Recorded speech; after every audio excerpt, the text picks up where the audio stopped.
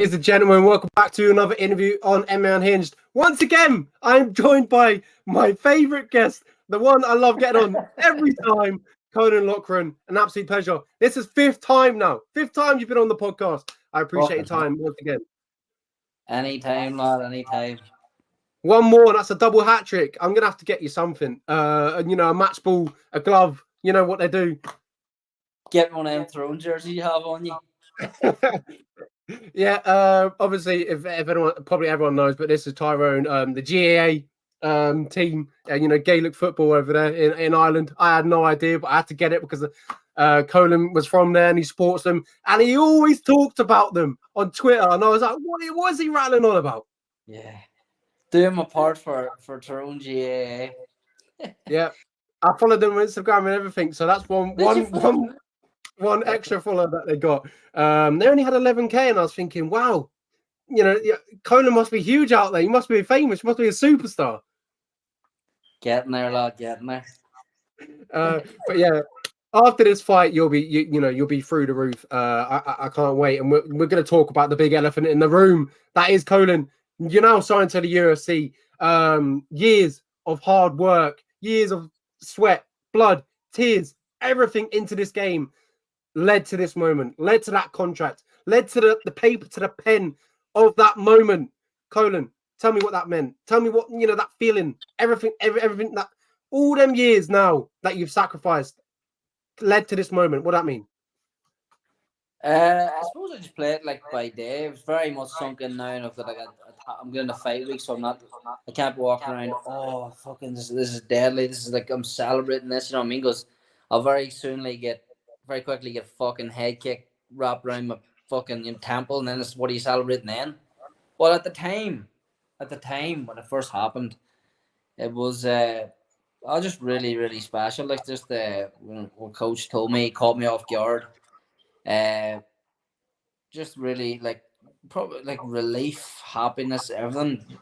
Not afraid to say I cried my eyes out. But then to leave, and then to tell everybody, like my friends and woman here, and my family, it was just special. You know what I mean? It's been a long time, and I always thought I was going to get here, and I had a lot of people laughing at me for a long time. A lot of people doubt me even coming into Cage Wars. So just to get here, that was special, but very much months ago now, even sunk in, and I'm very much task in hand. Yanis Ghemmouri, you know what I mean? Yeah, this is it now. This is as we talked about, the moment you've been waiting for. You just talked about there, and that kind of gives me a sense of you don't want to feel comfortable inside the UFC. There's still a lot to be done.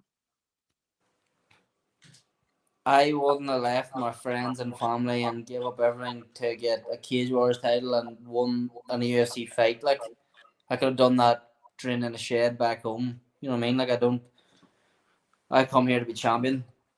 Every thing I do in my life is to be a UFC champion.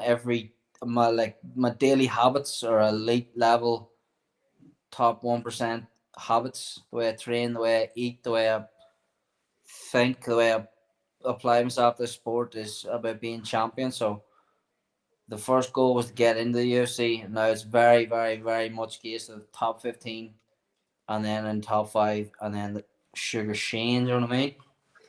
I think one of the most special moments for you, personally, would be telling the family, the closest to you, that I've done it. I'm signed to the UFC. Yeah. Talk to me about that. That must be fantastic to finally, tell them that your dream has come true. Maybe they shed a tear. Sorry. Yeah, it was crazy. Like, I wasn't allowed to tell anybody for like a day, but I told like people really close to me, a couple of mates, woman here, and my family.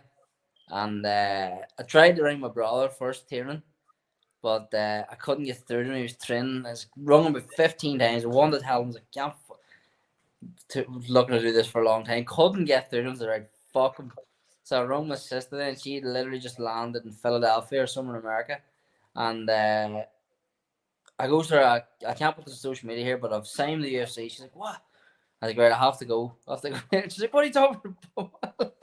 I hung up, went and then tried to, I got through to my dad then, and was ringing him. He's obviously buzzing. And I couldn't. My mom, she was training as well. She does like a boxer size class, so I couldn't get through to her. And she came out of it, and she was, "Can you in the UFC?" She'd like read the message. I was like, "Aye," and then she didn't realize she had hung up. She thought she'd hung up the phone, but I hadn't hung up the phone. So I going, "Yes." I said, "What the fuck?" And then around moment she was training as well. Actually, that day she was down in her gym. So no, it was just a special time. Then eventually got through the turn. It was dead. It was the class though. So, them moments will live in, for the rest of your life. That's what's really special about this game. And yeah. obviously, Dylan, it's going to give him extra motivation to get where you are. Yeah, 100%, and probably just like a realization of, yeah, I mean, it works, and it's there. He's a lot better than I was at 21, 22, so absolutely, he should expect that. Do you know what I mean? Mhm. Absolutely. We talked about the USA Dream a lot on this podcast. We from Festus, all the way up. It was all about getting to this, the end result, and here we are. And I think I can say this now. But after the last podcast, you did say to me there was a shot on Dana White Contender Series. Yeah. Ultimately, patience paid off. Talk to me about that. Was there a feeling? Well, eventually you got the shot, but was there a feeling that you might have to accept that then get to the UFC? Not patience from me, patience from Caolan Loughran, my coach, because I would have jumped at it. I would have took it. He was confident to get me in the UFC, and fucking hell, fair play to him. It was he did some job. I the contender was there, and fight offered, and we didn't take that fight, but then it was still always going to be there. Like if the UFC didn't, you could always go back to that type thing with us. But no, he was confident that it was European show come through, would get on it, and it's just a 15-year relationship with Sean Shelby. They text on a personal basis, so now That helps. it's absolutely it's a game changer. Like sometimes in life, it's literally who you know, not what you know, and Exactly. Yeah. now we've now 10 guys to the UFC, so now I'm patience from Colin her, not patience from me. Yeah, because I remember you said to me after the podcast, you said, I want this. Colin is not so keen on it, but now we get to talk about the UFC. We're straight into the UFC. You got that, the one-way ticket, and we'll talk about, the next task at hand. The biggest assignment, the biggest stage of your career yet, and I know you thrive under them brightest lights. Talk to me about that. Obviously, flying over to Paris. I don't know whether you've been to Paris before, taking off a new location. All this is just special. When you go out and fight in these different countries, you fought in Amsterdam, you fought in Paris, you fought in London, you fought everywhere for Cage Warriors. Talk to me about this now. Now now you're fighting the biggest stage, the biggest lights for UFC over there in Paris. Unbelievable. This is me living my dream, just traveling the world and fighting. That's what I want to do. Obviously, I want next to be Vegas, but like traveling the world fighting. Started the summer in Rome. We took like 82 people to Rome and had the best weekend and best week of my life with from my friends over like a weekend. It was just absolutely amazing. It was class. It was unbelievable. Started the summer in May in Rome, and now we're gonna end the summer in fucking Paris in France. So I can't. It's gonna be unbelievable. This is literally me, and we're taking a bigger crowd over than we did from Rome. Do you know what I mean? It's more people coming to support me this time. It's gonna be insane. So this is literally me living my dream, traveling the world. I always dreamt of to like travel the world and fight. But in terms of big stages, like I think like the external will only affect like a weak mind. Like what is it? I've got Yanis Ghemmouri in front of me in a steel cage. Bring him into the gym and I'll fucking run through him. So what changes if it's not in the gym, if it's in the UFC? Well, it's only gonna affect me if I'm not cut out for it, if I'm not wired right in the head. And I think I was born for the bright lights. I've been visualizing my name in Vegas on the biggest stage for over 10 years now. So what changes? You know what I mean? I expect way, way bigger lights than this.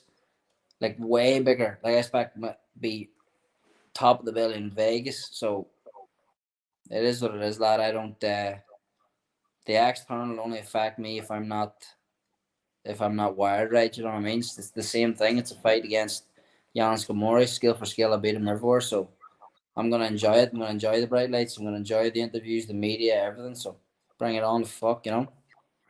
I know you thrive under it. It's, you're truly special talent. You talked about Vegas next. I got to be honest with you. I don't think that will happen. Do you know why?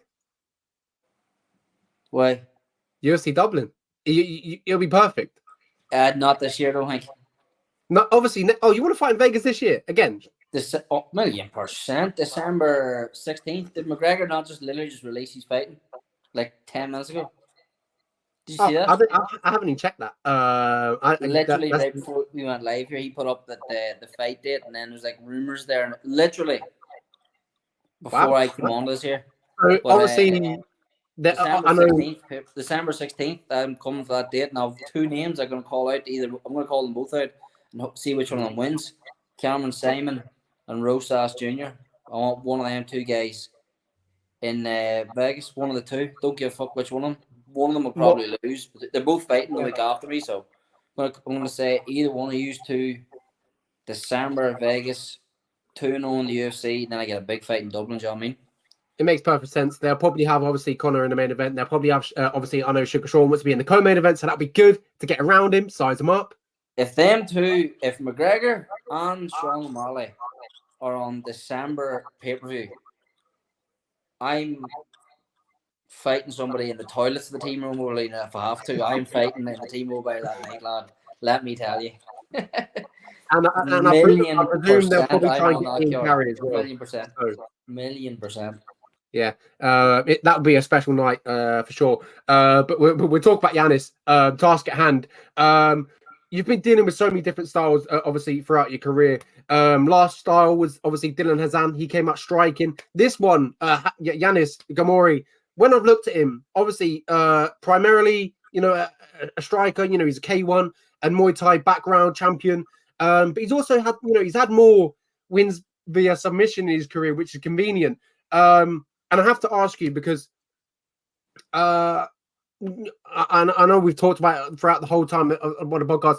I always ask you how you see the fight playing out, and your predictions always to a T. So, Caolan, the important question is, how do you see this fight playing out against Yanis?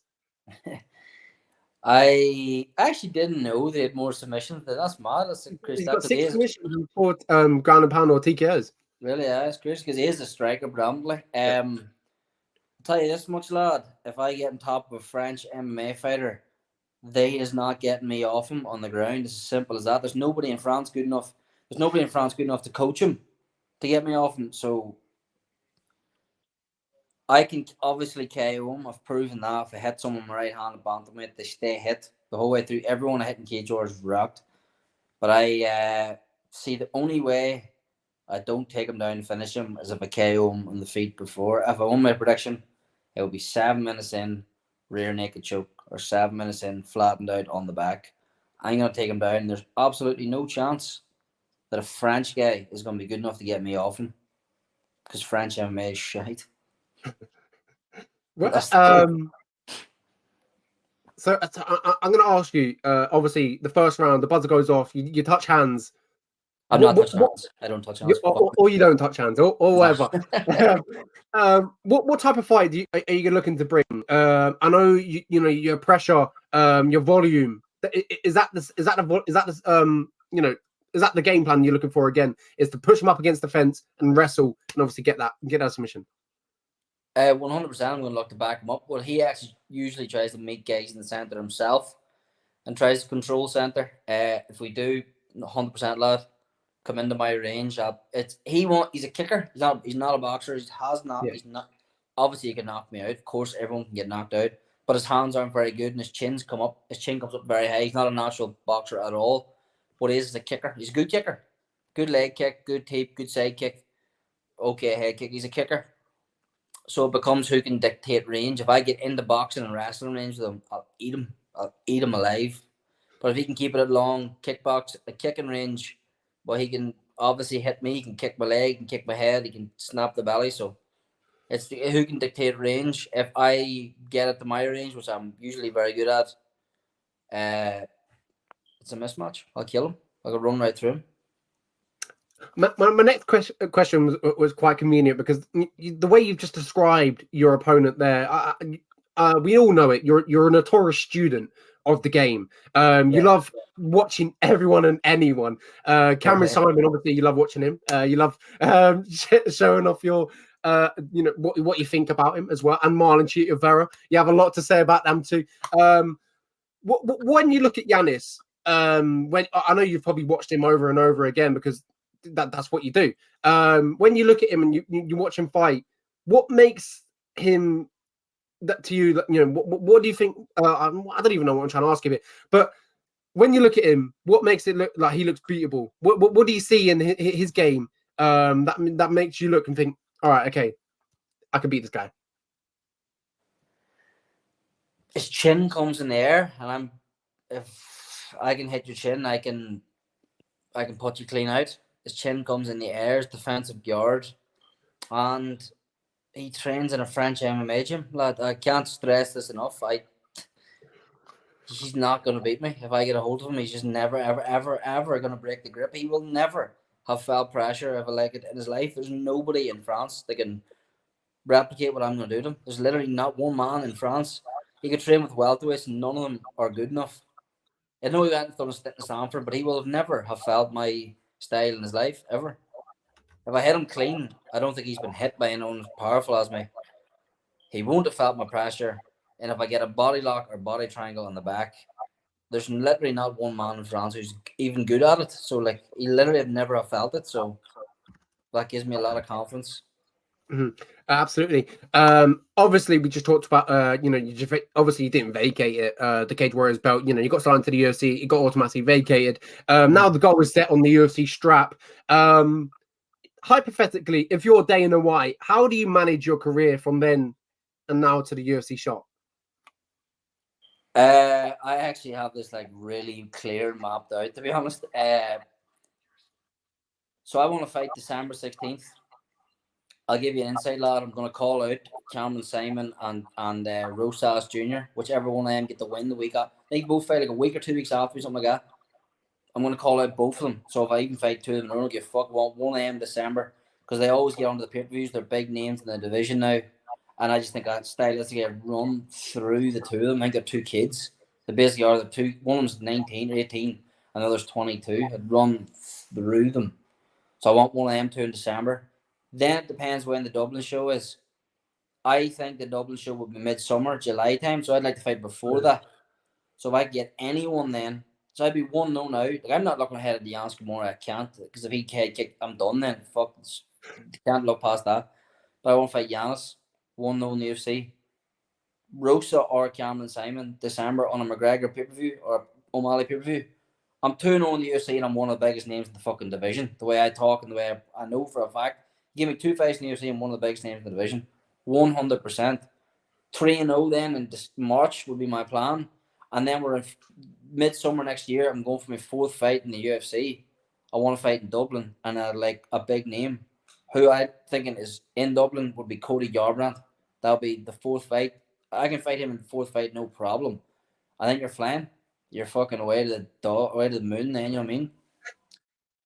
This is phenomenal. I love this. I mean, you just talked about Sugar Sean O'Malley there. Obviously, I was going to ask. Just for a few weeks ago against Aljamain Sterling at UFC 292. I got to get your thoughts. We talked about how you're shooting at the game. You love watching these fights. You're always staying up and watching the UFC. If not, you watch it the next day. Talk to me about that. How do you think Sean looked against Aljamain Sterling? Obviously, it was a clean performance. He got the knockout. Are you impressed? Was there a sense of you was impressed, or what do you see from him? Oh, I was impressed. Fair play to him. I thought it was class. This game isn't just like skill. It is skill, of course. There was a lot of technique in what he done. But a lot of this game can be like performing in the moment when the bright lights are on and it's time to go. Like it's not the difference in the gym. I'm fighting. And one thing O'Malley is a performer. He is born for the big stage. What's his walkout? If you are what you say you are a superstar, that there one. It just fit everything right. So that I was very impressed with how he conducted himself all week. I actually tweeted as like I've been very I impressed with saw Sean it. Yeah. O'Malley here. He is not nervous. He is maybe of course we fight jitters, of course, but he's looking good here, like mentally, because I think I'm like an expert in energy and fighter energy and reading people. That he would look phenomenal that way. And then the fight, his single leg defense against Aljo was deadly. It was the way he got his leg out, very good. The way he moved off, and then you seen backstage him literally drilling that step back right hook. He went tape step back and really turned over it and just clocked him. It was unbelievable. I call a spade spade. I'll be honest, that was inspiring, lad. Really, really motivating. Really motivating. Yeah, completely agree. I completely wrote off Sugar Sean O'Malley in the fight So as did well. I. I didn't give him a I, chance. So did I. I thought Sterling was going to go in there and dominate. Yeah, yeah. Not obviously go and take him down early on, get him tired. And I thought, the fourth and the fifth round, that's where he would really take over and get the submission. But So did what I. do I know? What do I know? So No, lad, Sugar Sean O'Malley. I thought the exact same. With Mendy. Yeah. You talked about the biggest brightest of lights, and that's where I feel like he really does shine. But I feel like he has been in these sort of situations up and down throughout his career. Obviously, he's a big star.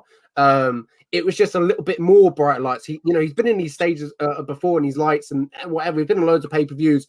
I just felt like it was just the lights were a little bit bigger. The fight was a little bit more important. That was it. So I felt like he had kind of been there, but it was just for a title. That's what it was. So, and that's why I feel like he thrived under it. And obviously, he's got a lot of pressure under him because he's such a big star inside the UFC. Now he's a mega star. He is, and in 6 days' time, he's getting put on fucking notice. Let me tell you. Absolutely. We can sit here and talk all day long about Sugar Sean O'Malley, but I want to talk about the other ranked fights. You look at the top 15. You talked about Cody Garbrandt. I think he's outside the rankings now, but when you look at the top 15, what type of matchups make you tingle a little bit? Make you feel, oh, hello, I'll have some of that. Oh, fuck, glad all of them. Bantamweight divisions like deadly. It's so stacked. Everyone could beat everyone. So many hard fights there. Pewter was stylistic coming up, was always one of my favorite fighters. I know he's away a bit when he's dipped.